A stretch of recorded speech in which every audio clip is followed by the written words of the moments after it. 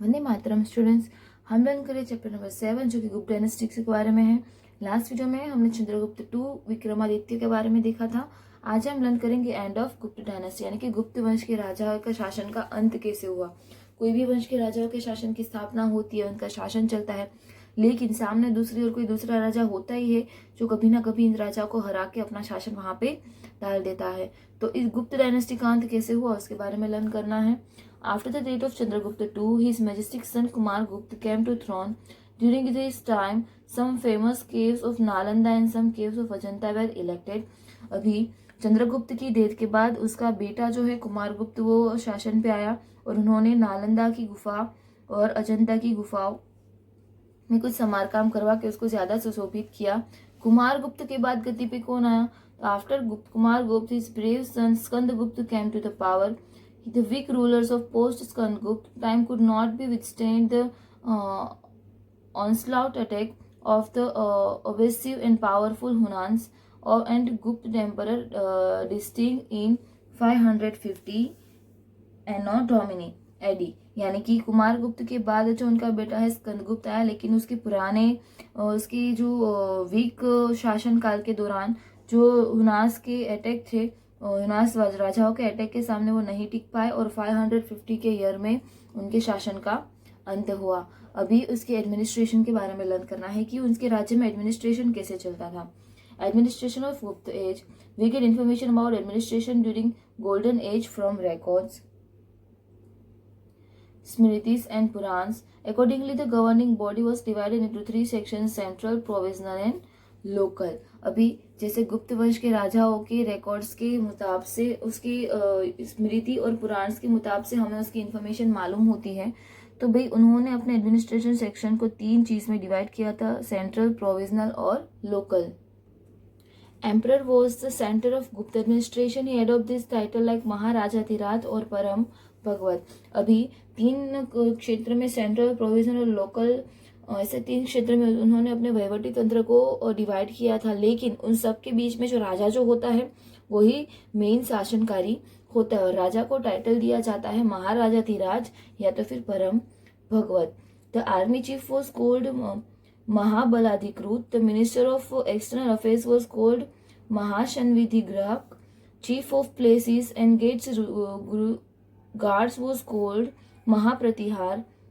Mahaswapati was the chief of cavalry army and the chief of army elephants was called Mahapali, Mahapilupati and Puspal was appointed to take care of document of the state. यानी कि ये सारे जो नाम है वो उनके समय में जो उनकी लैंग्वेज में जो ज्यादा प्रीफर करते, ज्यादा सुटेबल होते हैं, तो अपने साम्राज्य में सबको कौन कौन से नाम से, कौन से हेड को कौन कौन से नाम से बुलाते थे वो दिया गया है.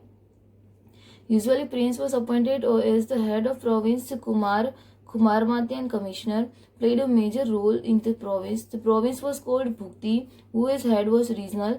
The province was divided into district. The district was called वैश्य. अभी यानी कि जो उनके जो प्रिंस यानी कि उनके जो बेटे होते हैं, राजकुमार होते हैं, उसको छोटे छोटे प्रोविंसेस जो होते हैं उसमें कुमार मात या फिर कमिश्नर के नाम से उनको वो चीज संभालने के लिए दे दी जाती है और बहुत इंपॉर्टेंट रोल प्ले करते हैं. छोटे छोटे साम्राज्य जो होते हैं, प्रोविंस जो होते हैं, उसको भुक्ति कहते हैं और वो उसके रीजनल हेड होते हैं और प्रोविंसेस जो होते हैं वो 2 डिस्ट्रिक्ट में डिवाइड किए जाते हैं और इसे छोटे छोटे डिस्ट्रिक्ट को क्या बोलते हैं?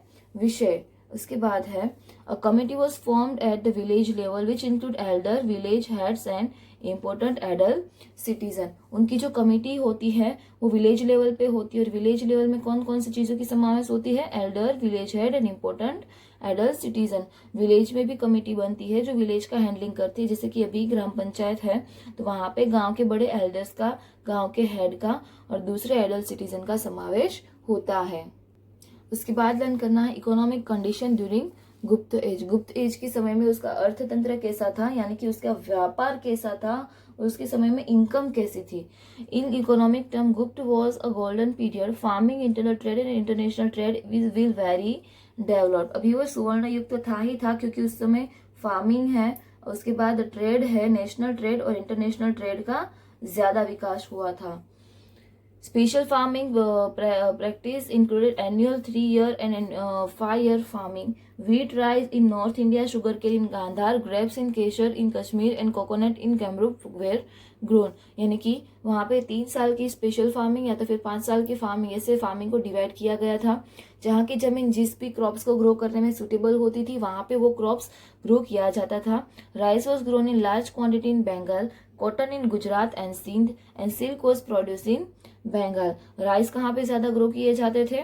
बंगाल में, गुजरात में कॉटन और सिंध में भी कॉटन, और सिल्क जो होता था वो बंगाल में प्रोड्यूस किया जाता था.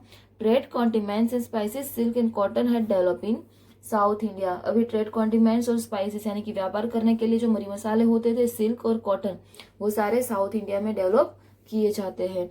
King used to tax 1/6 of the total production. Land was donated to Brahmins and temples. राजा जो होता था वो कोई भी पर्सन के एनुअल इनकम का या तो फिर उनकी इनकम का 6 पार्ट जो है वो एज अ रेवेन्यू कलेक्ट करता था, और वो रेवेन्यू किसको को डोनेट करता था? ब्राह्मण एंड टेम्पल्स को.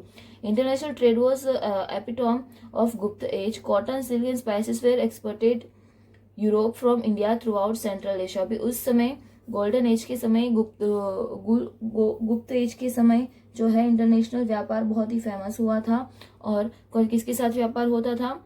यूरोप के साथ, सेंट्रल एशिया से होकर यूरोप के साथ, यूरोप की कंट्रियों के साथ कॉटन, सिल्क एंड मरी मसाले, स्पाइसेस का व्यापार होता था. While cotton, silk, spices, condiments and timber were exported to East India and west of the world throughout international ports like Khambhat, Bharuch, Sopara and Tamralipti. Gold, silver and other items were imported. यानी कि जो कुछ भी हम farming से import करते थे, farming से जिसको ग्रो करते थे उसको हम एक्सपोर्ट करते हैं, क्योंकि दूसरी कंट्री में उसके होने के चांसेस बहुत कम होते हैं. लेकिन जो कुछ भी गोल्ड, सिल्वर वो सब हमारे पास नहीं होता था, वो हम दूसरी कंट्री से इम्पोर्ट करते. तो आज हमें इतना ही लर्न करना है. आगे का पोर्शन नेक्स्ट वीडियो में लर्न करेंगे. वंदे मातरम.